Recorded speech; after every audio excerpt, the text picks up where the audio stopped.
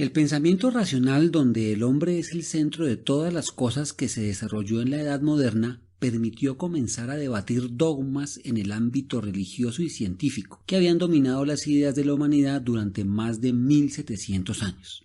Uno de los primeros representantes de esta llamada revolución científica fue Nicolás Copérnico, astrónomo y clérigo católico, nacido en Polonia en 1473. 30 años después de la invención de la imprenta, por lo que tuvo a su disposición gran cantidad de libros que estudió con avidez. Copérnico encontró que el complejo sistema geocéntrico de Ptolomeo no estaba acorde con las observaciones de los movimientos planetarios. Con la intención de encontrar un sistema menos complejo y a la vez mucho más hermoso, ideó un sistema heliocéntrico basado en las teorías de Aristarco de Samos, en el que, como su nombre lo plantea, el Sol se encuentra cerca al centro del universo, rodeado por los planetas, la Tierra y las estrellas fijas, girando en órbitas circulares, lo que mantenía las premisas platónicas y aristotélicas de perfección y uniformidad. El modelo que, sin embargo, sufría de las mismas dificultades del tolemaico para explicar los movimientos planetarios fue publicado en un breve manuscrito llamado Pequeño Comentario en 1513, que circuló entre sus amigos y colegas, ya que Copérnico era consciente de que aquello le podía acarrear problemas con la Iglesia. Sería su pupilo, George Joachim Reticus, quien divulgaría ampliamente esta teoría en un libro titulado Primera Descripción, publicado en 1540, que tuvo una reacción favorable del público, lo que logró que Copérnico accediera a publicar su obra magna sobre las revoluciones de las esferas celestes, que salió a la luz en el año 1543 después de su muerte. La publicación y difusión de las ideas de Copérnico se hicieron en una época difícil. La Iglesia se encontraba enfrentando la reforma propuesta por el luteranismo, generando el movimiento de la Contrarreforma, destinada a defender los dogmas católicos. Esta culminaría con el fin de la Guerra de los 30 años en 1648 con la firma del Tratado de Westfalia. Como las propuestas de Copérnico minaban los principios de las Escrituras, la Iglesia Católica, a través de la Inquisición, combatirá el heliocentrismo como su enemigo más inmediato e incluyó el libro de Copérnico en el índice de libros prohibidos en 1616, 73 años después de su publicación.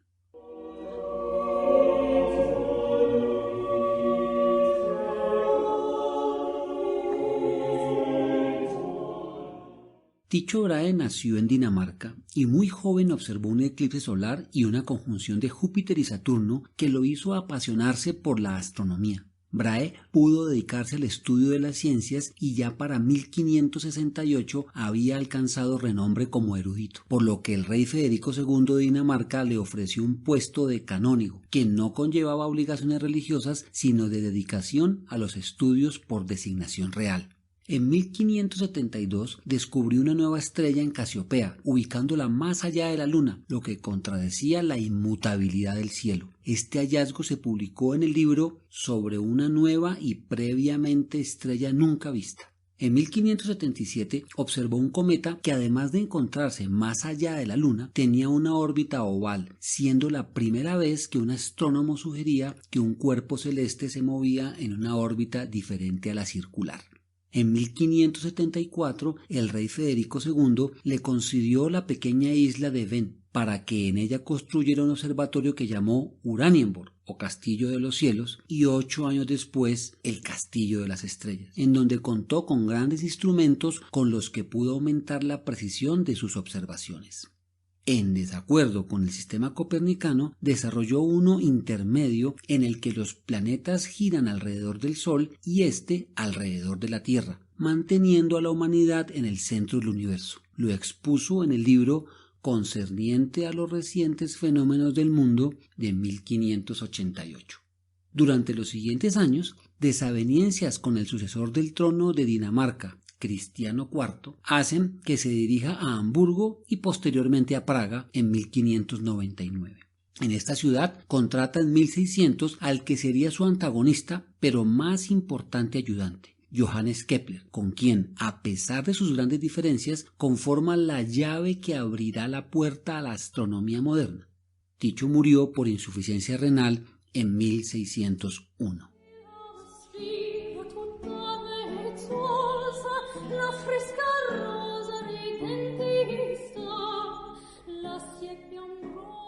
Johannes Kepler nació en Alemania en 1571 en una familia protestante. Estudió matemáticas y teología preparándose para ser pastor luterano, proyecto truncado al ser nombrado profesor en una escuela de Graz.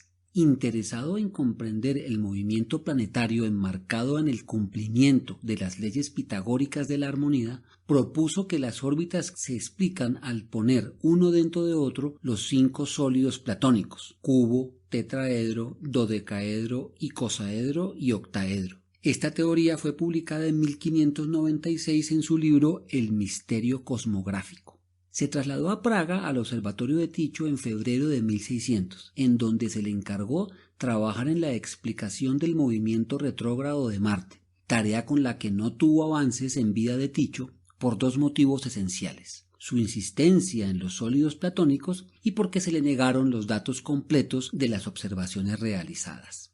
Durante un tiempo probó diferentes combinaciones de órbitas sin éxito, y solo hasta después de que obtuvo los datos completos de Brahe se dio cuenta de que era imposible que el movimiento de los planetas pudiera explicarse con el modelo de poliedros perfectos. Se dedicó a probar con círculos y óvalos, para terminar, en contra de sus convicciones de perfección, usando elipses, gracias a las cuales encontró la explicación de la retrogradación de Marte. Publicó sus resultados en Astronomía Nova en 1609. En esta publicación planteó como mecanismo de movimiento de los planetas el magnetismo emanado por el Sol y consideró que esta fuerza disminuye en proporción a la distancia. Estas 2 observaciones las plasmó en sus leyes primera y segunda. La primera ley reza que todos los planetas se desplazan alrededor del Sol describiendo órbitas elípticas con el Sol en uno de sus focos. La segunda ley de Kepler dice que el radio que une un planeta y el Sol recorre áreas iguales en tiempos iguales. Durante 1618 y 1621 escribió el mayor tratado astronómico reconocido por mucho tiempo, llamado El Epítome de Astronomía Copernicana, en donde apareció su tercera ley. Para cualquier planeta, el cuadrado de su periodo orbital es directamente proporcional al cubo de la longitud del semieje mayor de su órbita elíptica, lo que equivale a decir que entre más alejado el planeta del Sol, más lento se mueve en su órbita con una proporción determinada. Este libro fue inmediatamente prohibido por la Iglesia. Kepler murió en 1630.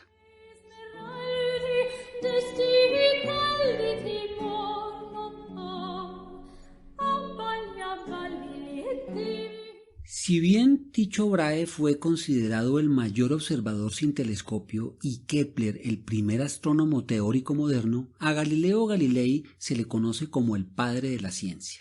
Nació en Pisa el 15 de febrero de 1564, 7 años antes de Kepler. Fue profesor de física en la universidad de esta ciudad y posteriormente se trasladó a Venecia para luego pasar a ser profesor de la Universidad de Padua. Fue uno de los primeros en estimular la experimentación y el razonamiento matemático. Basado en un invento holandés que permitía acercar los objetos distantes, en 1609 construyó el suyo y lo presentó ante las autoridades de Venecia como herramienta para vigilar las costas, con lo que Galileo ganó el favor de los senadores y se aseguró la cátedra vitalicia de matemáticas en la universidad. Pero mientras los demás enfocaban el telescopio hacia el horizonte, Galileo enfocó el suyo hacia el cielo. Si bien no fue el único en hacerlo, sí fue el primero en publicar sus observaciones, dentro de las cuales estaban la superficie lunar, los satélites de Júpiter, las fases de Venus, los anillos de Saturno, las estrellas en la Vía Láctea y las manchas solares. La publicación, que vio la luz en 1610, es conocida como El Mensajero de las Estrellas y fue todo un éxito. Los hallazgos de Galileo no tenían mayor contradicción con los sistemas tolemaico y tichónico vigentes, excepto por los satélites de Júpiter, que evidenciaban la presencia de otros centros de rotación en el universo, y las fases de Venus, que no podían ser claramente explicadas por un sistema geocéntrico. Para 1614 su apoyo al sistema copernicano era claro, y una vez que en 1616 fue prohibido el libro de Copérnico, la Iglesia le advirtió que se separase de esa doctrina. Pero a pesar de ello comenzó a trabajar en su obra más importante y polémica, titulada Diálogos sobre los 2 principales sistemas del mundo, el copernicano y el tolemaico. En este texto se hace defensa del sistema copernicano mediante discusiones entre tres personajes: Salvati, que era el autor; Ságredo, un inteligente interlocutor; y Simplicio, un obtuso aristotélico. Hacia 1624, Galileo recibió la aprobación de la Iglesia para la publicación de su obra, que salió a la luz en Florencia en 1632. Al Papa, con el cual siempre tuvo una muy buena relación, lo convencieron de que Galileo lo había engañado y ridiculizado en el papel de Simplicio, por lo que ordenó retirar el libro e iniciar una investigación y juicio a Galileo, resultado del cual en 1633 fue obligado a abjurar de sus propuestas y condenado a una prisión perpetua. Sin embargo, esta no fue ratificada por el Papa, quien la cambió por el confinamiento en el palacio del embajador florentino y después en Siena. Galileo retornó a su casa a finales de ese mismo año. Después de su prisión, en 1638, publicó Dos nuevas ciencias, en donde trata la estática y la dinámica, encontrándose una aproximación a la ley de la inercia. Galileo, sin embargo, consideraba aristotélicamente que la conducta de los cuerpos era el resultado de una tendencia o deseo interno. Murió en 1642, año del nacimiento de Isaac Newton.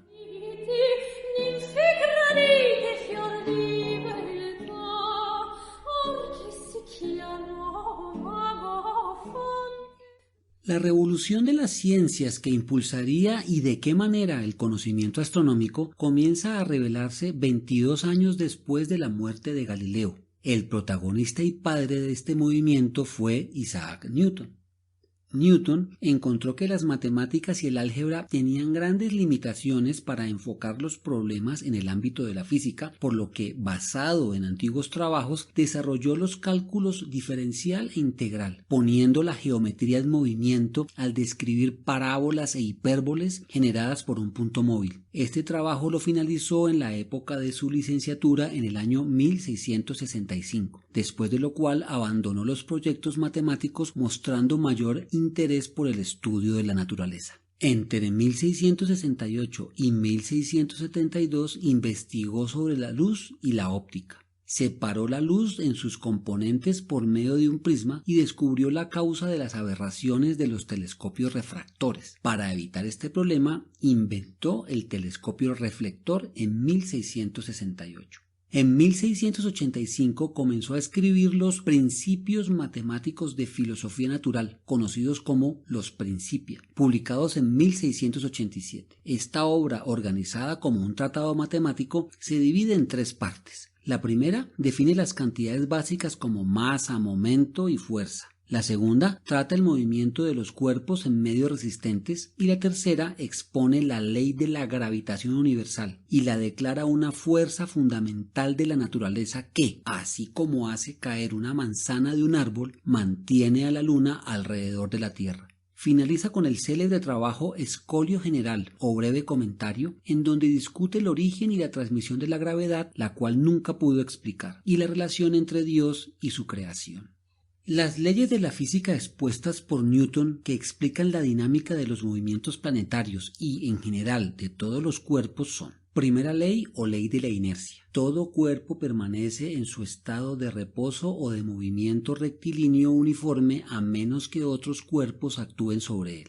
Segunda ley o principio fundamental de la dinámica. La fuerza que actúa sobre un cuerpo es directamente proporcional a su aceleración. Tercera ley o principio de acción y reacción. Cuando un cuerpo ejerce una fuerza sobre otro, éste ejerce sobre el primero una fuerza igual pero en sentido opuesto.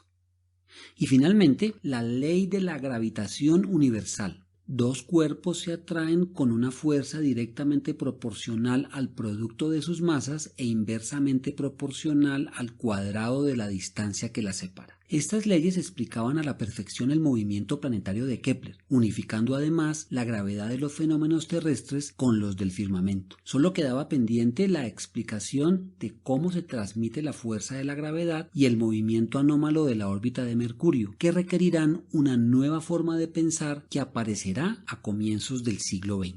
Newton murió en 1727 como una de las figuras de mayor nivel internacional.